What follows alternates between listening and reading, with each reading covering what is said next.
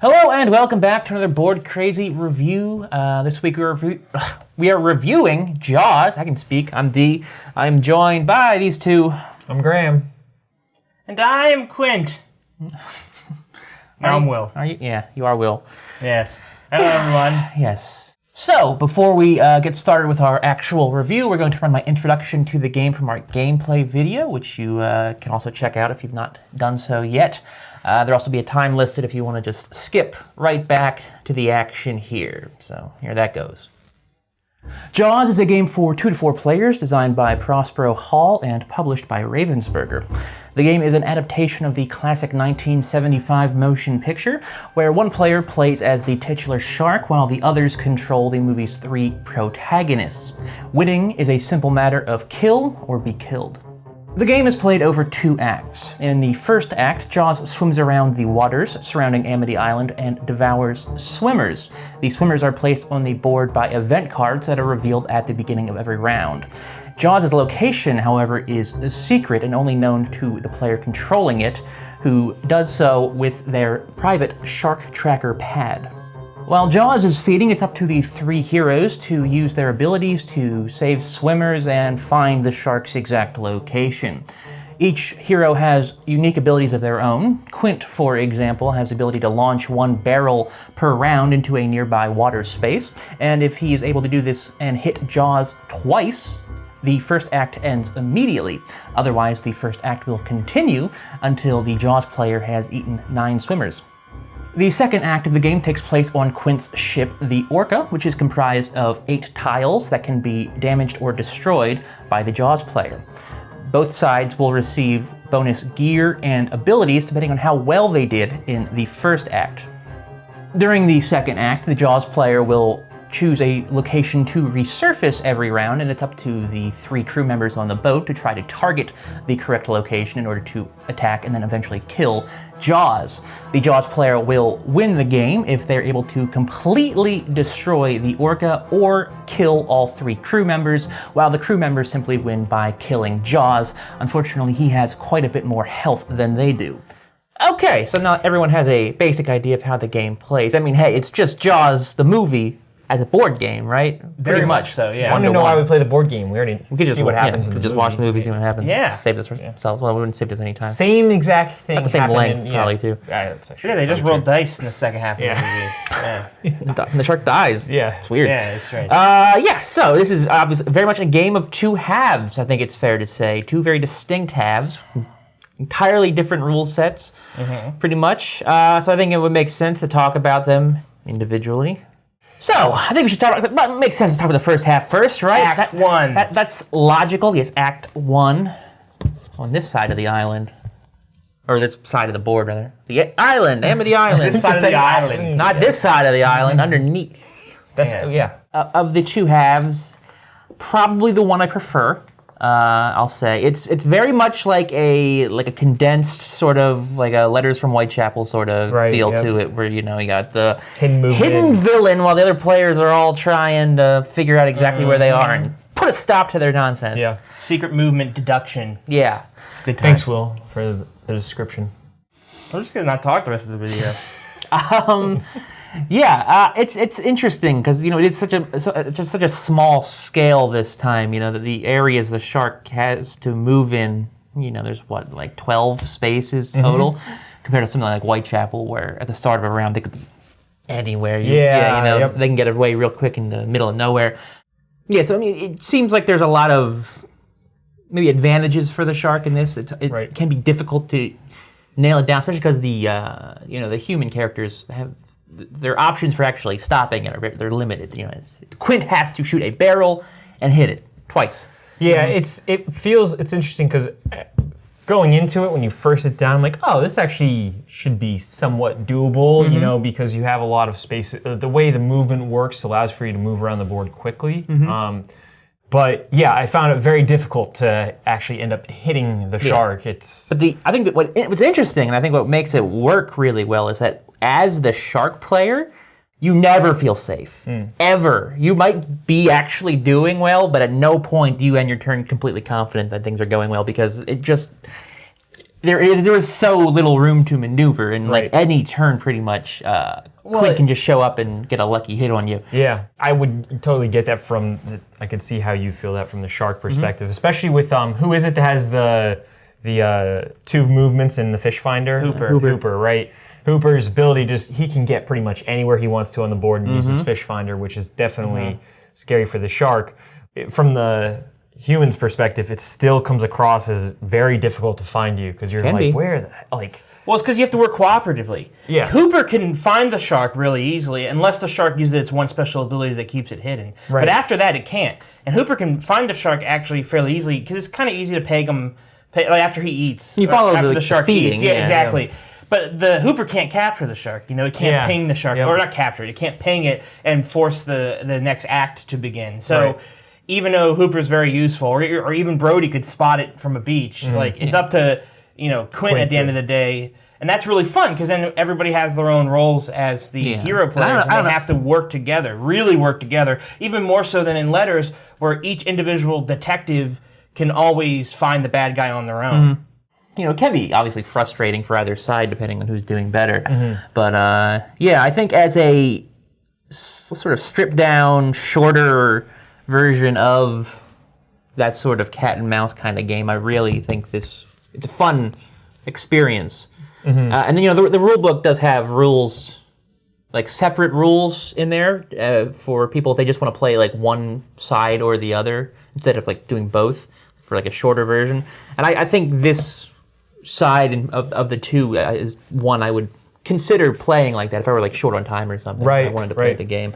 Also, another thing I really wanted to point out was the cards, the Amity events, yeah, and how similar they are to the events of the film. They're not arbitrary. Like, they didn't make up that many of them. For instance, one that I know for a fact I can show, because we used it in the video, is Holiday Roast. I don't know if you guys want to look at it, but there's a scene in the film where two fishermen are trying to capture the shark after there's a bounty put on it, and they get a beef roast. And the guy's like, this better work, this is my wife's holiday roast. And they throw it in the water, and then the shark proceeds to grab it and then like tear off the dock. And then if you look at the event, it's that the docks are under repair and barrels cannot be dropped or picked up this round. So even what the event does sort of matches to what happens in the film. One of the docks in the film gets like literally ripped to pieces by the shark. Yeah. I'm glad you brought that up because one thing I really liked about the game is thematically it's one of the best games I think we've played. I think it nails the movie, the feel of the movie so well. Yes. And I'm saying that out of I'm not just saying games that are based on, stories, movies, video games, whatever you want to call it, like just in general. The theme of this is, I think, fantastic. Oh yeah, they knock it out of the park. They make you want to watch the movie. Oh, absolutely. After you play it. I think you did, yeah. Yeah. It's just like the USS Indianapolis card allows Quint to take one extra action. He has that well-known scene where he tells the story of the USS Indianapolis and how he was a member of its crew during World War II. They could have easily just made all this stuff up. In fact, I think we've played similarly themed games that sort of do that. I do like the different effects that these cards provide as well. They make every round slightly different. Right. Yes. Sometimes it gives advantage to the shark. Sometimes it gives advantage to the heroes. It gives something to even look forward to every single round. Yeah, like, okay, exactly. how can I kind of get some benefit here? Or I mean, you could have bad luck where you have like a stretch where like one side is always getting the advantage and like consecutively. True. But most of the time, I feel like it works out pretty well. Balanced pretty well. Goes back and forth if you shuffle it. So I think generally speaking, the first half of this game is real good. Anything else you guys want to say about it before we talk about Act 2? Well, once you get 2 barrels on the shark or the shark deuvers 9 people, we go to Woo! Act 2, the orca. The ocean. Talk about So phase Act 2, it's similar in some ways. Where it's up to trying to guess where the shark is. In this case, where the shark's surface is instead of where the shark is going to feed. It's a little bit different in this case in that the options are more limited. Obviously, the shark only has at most 3 possible places where they can come up every round to sort of give the hero, the crew members a a chance. A better shot. 'Cause Yeah. it's incredibly difficult otherwise. And it introduces dice to the game, which the first half doesn't have. And generally speaking, this is the more like Ameritrashy side, if you will. It's not bad, but it is different, like surprisingly different, actually. I think to the first half. The first time we played this, I would say that the second half gave Graham and I some fits early on. Yeah, definitely. We sort of jumped the gun in criticizing the game. We're like, oh, it's just another random dice rolling game where one player will be, having better luck than one side will have better luck than the other, and then you fall behind and it's impossible to catch up. And then also you get the shark ability cards on top of that, and it seems like an insurmountable thing tough to kill the shark. Yep. But what we've learned, and what I've learned from playing this game, is that yes, the dice rolling is random, but I think the randomness is a good thing in this game because it builds that tension of you never know what's going to happen in any one turn. You never know if the good guys are going to land some blows, if the shark is going to destroy part of the ship, if you're going to end up in the water.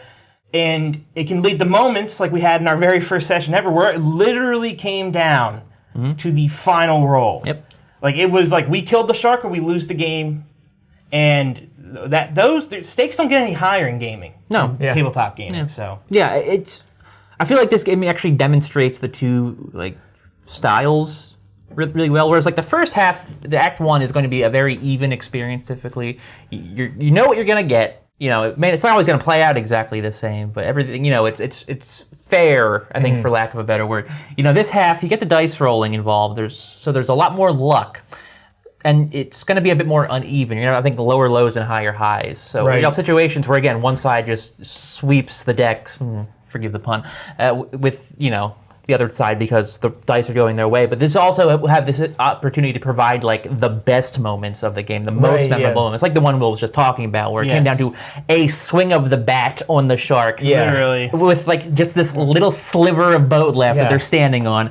Yeah, and it was great. It was a great moment. I'll never forget it. And it reminds me of some moments we've had in Whitechapel and Whitehall Mystery games like that. Give you those moments. Where it comes down to which number they're going to choose. They either win or they lose if they get it here. It's a similar situation here. Yeah. It's just, there's a dice rolling mechanic, which sort of makes things a little uneven. I actually think it is still, I think, pretty well balanced, all things said, because you're going to play it and you're going to feel like the shark has the advantage. I think both times we played it, it seemed like, oh my God. At the start, I think at the start of this, of Act 2, there's so many options. And it's so hard to figure out where he's going to go, where the shark is going to go.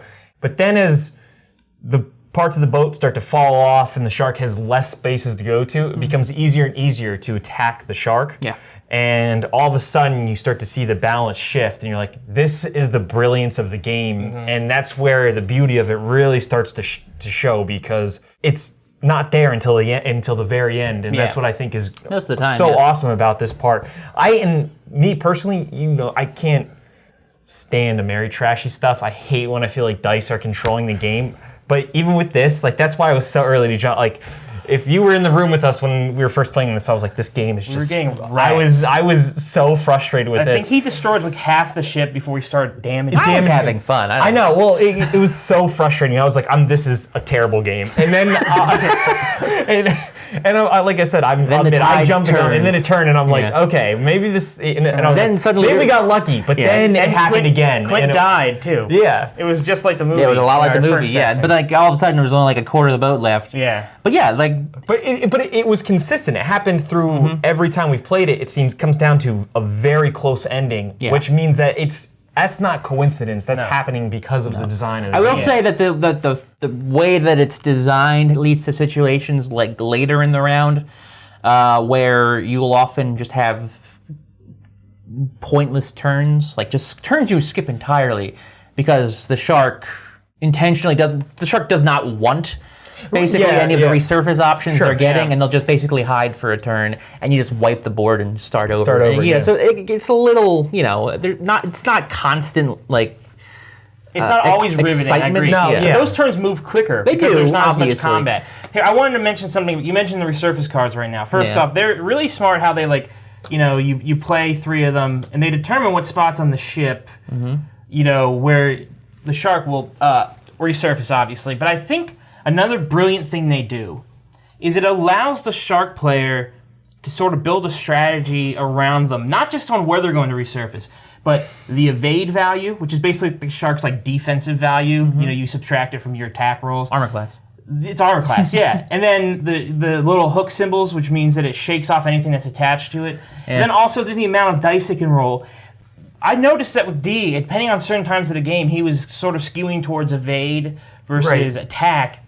And so not only can the attacking player just base their strategy on what parts of the ship they want to destroy in what order, but they can also base their strategy on the amount of dice they're rolling and their evade values, but that also allows the hero players to use these cards as well to strategize. Yeah. Like, he's been going hard evade, but he needs to destroy this part of the ship. He's probably going to go with the one with more dice. Right, yeah. So it allows for more strategy than just he needs to destroy all the ship and he's going to come up with his own order to do it. It's really cool. You can play the cards and the board simultaneously.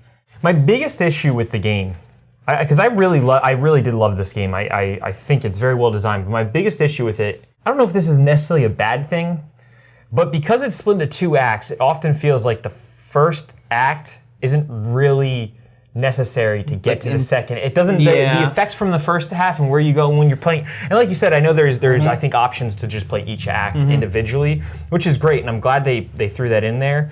But I almost wish if you're playing it at all together, both acts, there was a little bit more importance to the first act to the second act. Yeah, you're not wrong. Honestly, in the game we played on camera, I did much better in the first half than I did in our other sessions off camera. A previous game, yeah. But in the second act, I think I did worse, despite having more abilities and my discretion. You guys having less gear, I still struggled more just because the dice didn't go my way. Yeah, and to sort of clarify what they're saying, in the first act, the shark, as it's eating swimmers, every time it does that, it gets more shark abilities for the second act, and the characters get less gear for the second act. So that is how I think they tried to tie. That is how they do it. That is literally the only tie between the two. It feels very much just like they had 2 really great ideas, and how do we combine this into one game? Yeah, another idea is really enough to maybe be a complete game on its own. Yeah. So, in defense of that, the film very much plays out like 2 movies within one. Yeah, no. Like the first part of the film is the shark is eating people. At first, there's the mayor and everyone's trying to cover it up, and Brody's the only one who sees it as it is. And then Hooper shows up, and then Quint eventually becomes part of the story around an hour in. And then the second half of the film is very much them on the Orca, and it's only those 3 characters literally for the second half of the film. In fact, once they get on the boat, it never goes back to the island. Like, you never see Brody's wife again, his kids, anything. No one's disputing the game really. The theme is not being really disputed follows here. that. Obviously, this is a situation where they are. Like, the theme is actually dictating the game, sort of, instead of, building around the gameplay. Yeah. Right.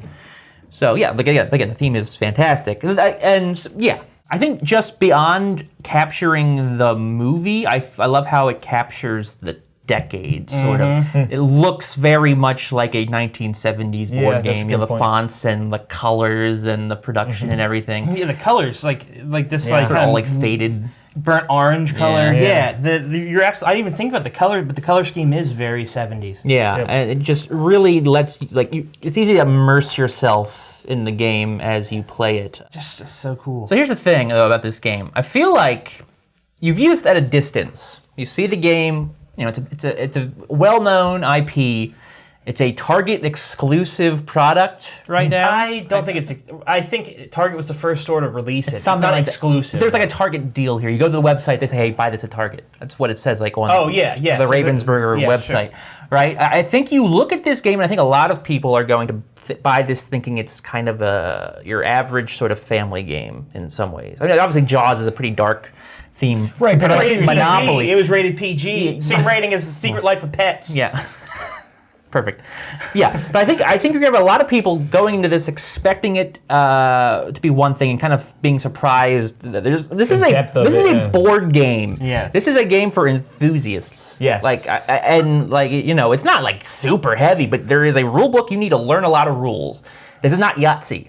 You know, No. I wouldn't say it's strictly for enthusiasts, but it's definitely for older audiences. this is for people who know who play board games. Yes, I see what he said. This is Yeah. It's not even like Ticket to Ride, which is, again, easy. Yeah, that's true. Easy to learn. This is, this is a legit game. It's not short, it's a good hour at least. The last round in particular can go on for a while, depending on how the dice go.